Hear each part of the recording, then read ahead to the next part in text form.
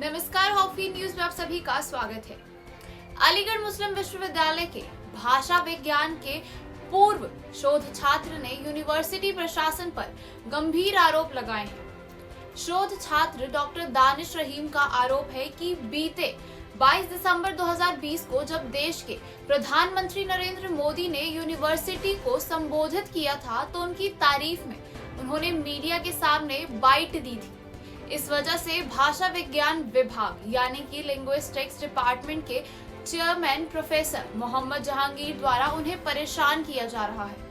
इतना ही नहीं बल्कि उन्हें भाषा विज्ञान से पीएचडी की जो डिग्री मिली थी उसे वापस कर दूसरी डिग्री देने को कहा जा रहा है। इस बात की शिकायत उन्होंने हायर अथॉरिटी से लेकर देश के प्रधानमंत्री और सीएम योगी को पत्र लिखकर की है।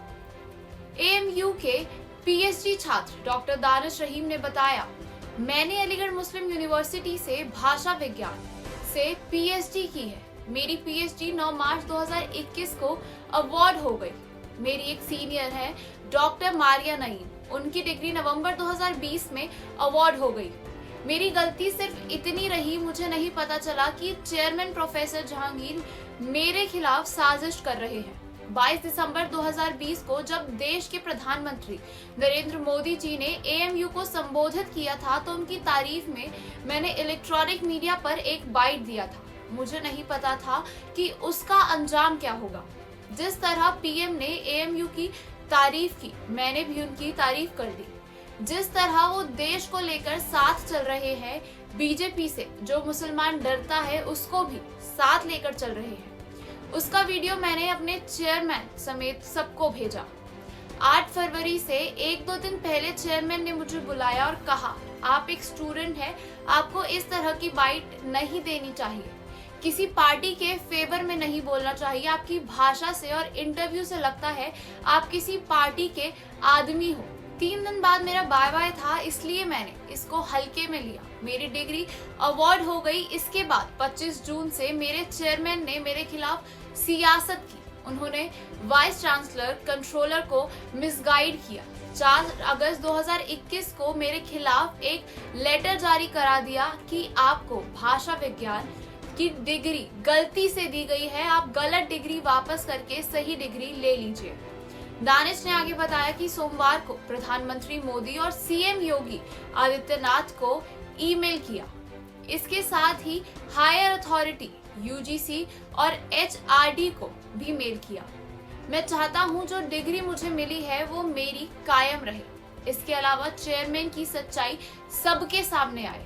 वहीं यूनिवर्सिटी प्रवक्ता प्रोफेसर साफे किदवई का कहना है कि विश्वविद्यालय का लिंग्विस्टिक विभाग 2 पीएचडी कराता है, एक लिंग्विस्टिक में और दूसरा language for advertisement marketing and media में। गलती से LAMM की जगह लिंग्विस्टिक लिखा गया है, जिसको यूनिवर्सिटी इंतजामिया सही कर रहा है। पीएचडी के छात्र दानिश रहीम ने मामले पर हाई कोर्ट से भी गुहार लगाई है और प्रधानमंत्री नरेंद्र मोदी को भी एक पत्र भेजकर न्याय की मांग की है। देश चैनल हॉक फीड को सब्सक्राइब करें और खबरों को शेयर करें। हम सब जानते हैं आज गोरखपुर विकास की एक नए प्रतिमान स्थापित कर रहा है। गोरखपुर में 1990 में बंद फर्टिलाइजर कारखाना अगले महीने दिसंबर में प्रारंभ हो जाएगा। गोरखपुर में एम्स की मांग 2004 से चल रही थी, पिछली सरकारों ने अनदेखी की, लेकिन प्रधानमंत्री मोदी जी ने गोरखपुर में एम्स भी दिया और एम्स के बनने के साथ ही आज इंसेफ्लाइटिस की समस्या का समाधान भी पूरी तरह गोरखपुर और पूर्वी उत्तर प्रदेश में होता हुआ दिखाई दिया है। एम्स का उद्घाटन भी अगले महीने गोरखपुर में होने जा रहा है। गोरखपुर में अगले महीने हम लोग वाटर स्पोर्ट्स की इस योजना का भी, जो रामगढ़ ताल को देश की सुंदरतम झीलों में रूप स्थापित करते पर्यटन विकास के साथ साथ यहाँ के युवाओं को स्पोर्ट्स यानी वाटर स्पोर्ट्स के लिए भी तमाम प्रकार की सुविधाएं उपलब्ध कराने का एक माध्यम बनेगा। आज गोरखपुर चाहे वह अच्छी सड़कों का हो और चाहे बहुत शीघ्र उन तमाम अन्य योजनाओं के साथ जोड़ रहा है।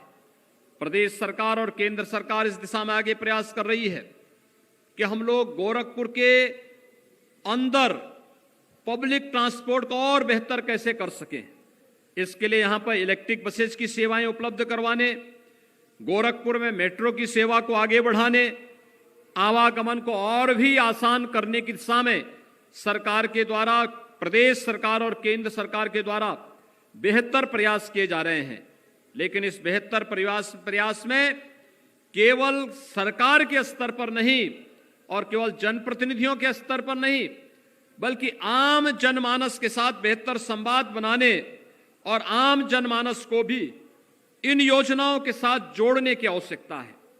उन लोगों को इन योजनाओं के साथ जोड़ करके विकास को और उन योजनाओं की सार्थकता के साथ हमें जोड़ने की आवश्यकता है, क्योंकि ये योजनाएं आम नागरिक के जीवन में खुशहाली लाने का एक माध्यम बनेगी और उन योजनाओं की वास्तव में गोरखपुर के विकास में और परिवर्तन में किस प्रकार की भूमिका हो सकती है। जब आम नागरिक इसके साथ जुड़ेगा तो स्वाभाविक रूप से वह उनके संरक्षण के लिए भी और उनके रखरखाव में भी अपने स्तर पर भी वह योगदान दे सकता है। और आज का ये कार्यक्रम उसी की एक झलक है कि जब गोरखपुर में 316 करोड़ रुपए की जिन योजनाओं को पूरा किया गया है, उनका लोकार्पण और जो नई परियोजनाएं आ रही हैं, उन नई परियोजनाओं का शिलान्यास का कार्यक्रम आज यहां पर संपन्न हो रहा है। ये स्वाभाविक रूप से उसी श्रृंखला का हिस्सा है जो हम लोगों ने गोरखपुर को एक नए गोरखपुर के रूप में स्थापित करने, गोरखपुर को नए भारत के, नए उत्तर प्रदेश के, नए गोरखपुर के रूप में स्थापित करने का जो एक सपना गोरखपुर के लिए देखा है, उस सपने को साकार करने का एक अवसर है आज का ये आयोजन। और आज के इस आयोजन में जब ढेर सारी परियोजनाएं गोरखपुर के लिए यहां पर स्वीकृत हुई हैं, इन सभी योजनाओं के लिए गोरखपुर के सभी जनप्रतिनिधियों को हृदय से बधाई। आप सभी को इसकी हृदय से मैं अभिनंदन करते हुए आप सबको भी मैं इसके लिए कोटि कोटि बधाई आप सभी को उपलब्ध कराता हूं। भाइयों बहनों, एक समय था जब गोरखपुर में उद्योग धंधे बंद हो रहे थे। फर्टिलाइजर कारखाना बंद हो गया था, पिपराइच की चीनी मिल बंद हो गई थी, ब्याडी मेडिकल कॉलेज बंदी के कगार पर था और साथ साथ विकास की वे सभी परियोजनाएं जिनके लिए गोरखपुर की जनता की एक आस थी, वे बंद होती जा रही थी, बिजली तक नहीं मिलती थी।